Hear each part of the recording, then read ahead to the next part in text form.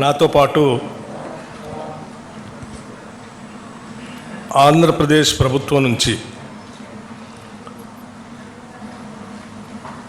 మంత్రులుగా ఉన్నటువంటి మిత్రులు అనగాని సత్యప్రసాద్ గారు, జనార్దన్ రెడ్డి గారు, దుర్గేష్ గారు, అట్లాగే తెలంగాణ రాష్ట్ర మంత్రివర్యులు దుద్దిళ్ల శ్రీధర్ బాబు గారు, పొన్నం ప్రభాకర్ గారు, మా ప్రోటోకాల్ చైర్మన్ హరకర వేణుగోపాల్ గారు, మీ అందరికీ ఎదురు చూస్తున్నటువంటి సమావేశ సంబంధించినటువంటి నిర్ణయాల్ని ఉమ్మడిగా తెలియజేయటం కోసమే నేరుగా ఈరోజు ఇప్పుడు మీ ముందు కూర్చున్నాం. ఆంధ్రప్రదేశ్ ముఖ్యమంత్రి వర్యులు శ్రీ నారా చంద్రబాబు నాయుడు గారు, తెలంగాణ రాష్ట్ర ముఖ్యమంత్రి వర్యులు శ్రీ రేవంత్ రెడ్డి గారు, ఇరు రాష్ట్రాలకు సంబంధించిన కొద్దిమంది మంత్రులు, అంటే తెలంగాణ నుంచి శ్రీధర్ బాబు గారు, పొన్నం ప్రభాకర్ గారు, ఆంధ్రప్రదేశ్ నుంచి సత్యప్రసాద్ గారు, జనార్దన్ రెడ్డి గారు, కందుల దుర్గేష్ గారు, ముఖ్యమంత్రులతో సహా మేమందరం ఈ సమావేశంలో లోతుగా చర్చించి అనేక అంశాలపైన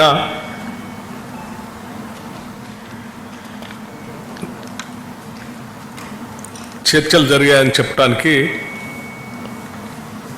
సంతోషిస్తూ ఉన్నాం. ఆంధ్రప్రదేశ్ రాష్ట్ర విభజన సంబంధించి విభజన ద్వారా తెలంగాణ రాష్ట్ర ప్రయోజనాలు లేకపోతే ఇరు రాష్ట్రాలకు సంబంధించిన అంశాలు గత 10 సంవత్సరాలుగా పరిష్కారానికి నోచుకోలేనటువంటి కొన్ని అంశాలు, వీటన్నిటిపైన త్వరితగతిన చర్చించుకొని ముందు పోవాలన్నటువంటి ఆలోచనతో ఈ సమావేశాన్ని ఈరోజు ఇక్కడ ఏర్పాటు చేయడం జరిగింది. అయితే గత 10 సంవత్సరాలుగా విభజన చట్టంలో పొందుపరిచినటువంటి అంశాలు ఇతరత్ర పరిష్కారానికి నోచుకునేటువంటి అతి ముఖ్యమైన అంశాలు కూడా, వాటన్నిటికీ ఈ సమావేశంలోనే సమాధానాలు కానీ పరిష్కారాలు కానీ దొరుకుతాయని ఈ సమావేశం అనుకోలేదు. కాకపోతే వీటికి పరిష్కార మార్గాలు చూపించడానికి ఏదో ఒక విధానపరమైన నిర్ణయాన్ని, వ్యవస్థను ఏర్పాటు చేసుకునే అవసరం ఉంది. కాబట్టి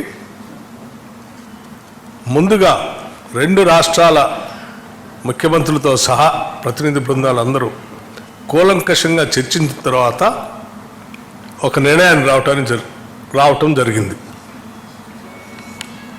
ఆ నిర్ణయం ఏంటంటే, వీటి పరిష్కార మార్గాలు చూడటానికి ముందుగా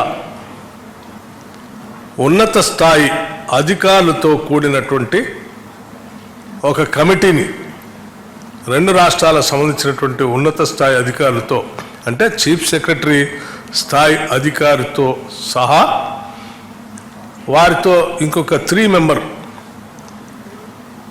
ఈచ్ స్టేట్కి 3 మెంబర్స్ కలిపి ఒక కమిటీని వేసి కొద్ది రోజుల్లో, అంటే అనగా ఒక 2 వారాల లోపల సమావేశమై సాధ్యమైనంత వరకు వాళ్ళ స్థాయిలో పరిష్కారానికి వచ్చేటువంటి అంశాలని చర్చించి పరిష్కార మార్గాన్ని ఎత్తడం కోసం ఒక కమిటీ వేయాలని నిర్ణయించడం జరిగింది. ఈ ఉన్నత స్థాయి అధికారుల కమిటీ ద్వారా కూడా పరిష్కారం కానటువంటి అంశాలు ఏమైనా ఉంటే రెండు రాష్ట్రాలకు సంబంధించిన మంత్రులతో కూడినటువంటి ఒక కమిటీని వేయాలని, ఆ కమిటీలో పరిష్కార మార్గం కోసం వాళ్ళు సమావేశాలు పెట్టుకొని కొన్ని మార్గాలు చూడాలని, రాష్ట్ర స్థాయి మంత్రుల కమిటీలో పరిష్కారం అయ్యేటువంటి అంశాలని ఇరు రాష్ట్రాలకు సంబంధించినటువంటి ముఖ్యమంత్రి స్థాయిలో అంగీకరించడం, ఒకవేళ అక్కడ కూడా పరిష్కారం కానటువంటి మార్గాలు ఏమైనా ఉంటే, ఆ అంశాలు ఉంటే మళ్ళీ రాష్ట్ర స్థాయిలో ముఖ్యమంత్రుల స్థాయిలో సమావేశాన్ని ఏర్పాటు చేసుకొని పరిష్కార మార్గం కనుగొనడం కోసం ప్రయత్నం చేయాలని.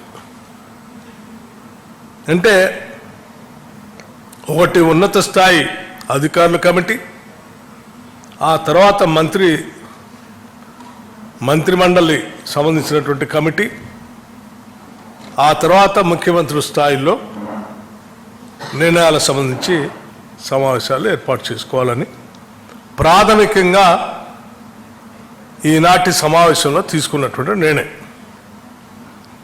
అలాగే ఇంకొక అతి ముఖ్యమైనటువంటి నిర్ణయం కూడా తీసుకోవడం జరిగింది. తెలంగాణ రాష్ట్ర ప్రభుత్వం ప్రతిష్టాత్మకంగా తీసుకున్నటువంటి యాంటీ నార్కోటిక్స్ అంటే డ్రగ్ ఫ్రీ రాష్ట్రంగా ఈ రాష్ట్రాన్ని తీర్చిదిద్దటం కోసం ఒక ప్రత్యేకమైనటువంటి డ్రైవ్ని తీసుకుంది. అడిషనల్ డీజీ స్థాయి అధికారులు నియమించి ఒక పెద్ద వ్యవస్థను ఏర్పాటు చేసి డ్రగ్స్ వ్యతిరేకంగా కఠినమైన నిర్ణయాలు తీసుకునేటట్టుగా ఒక కార్యాచరణ ప్రణాళిక తీసుకొని ముందుకు పోతా ఉన్నాం. దాంతోపాటు సైబర్ క్రైమ్స్ సంబంధించి కూడా సామాన్య ప్రజలు చాలా ఇబ్బంది పడుతూ ఉన్నారు. ఈ సైబర్ క్రైమ్స్ నుంచి కూడా, ఈ డ్రగ్స్ నుంచి కూడా రాష్ట్రాన్ని కాపాడాలనే ఉద్దేశంతో ముందుకు తీసుకొని పోతున్నటువంటి ఈ ప్రక్రియలో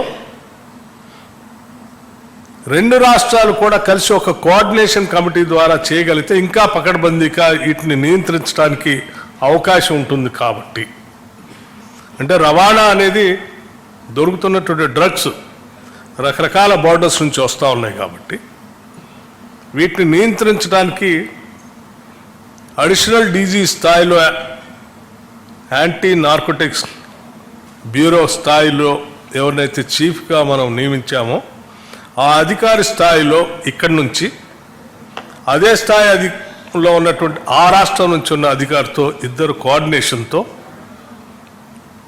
ఈ అంశాలపైన పెద్ద ఎత్తున యుద్ధం చేసి ఈ ప్రమాదం నుంచి, మహమ్మారి నుంచి రెండు రాష్ట్రాలని కాపాడుకోవటం కోసం ముందుకు పోవాలని ఒక విధానపరమైన నిర్ణయం కూడా చేయటం జరిగింది. ఇవి ఈనాటి సమావేశానికి సంబంధించిన ముఖ్యమైన నిర్ణయాలు. వీటన్నిటిని మీ ద్వారా రాష్ట్ర ప్రజలందరికీ కూడా తెలియజేస్తా ఉన్నాం. Thank you. ధన్యవాదాలు.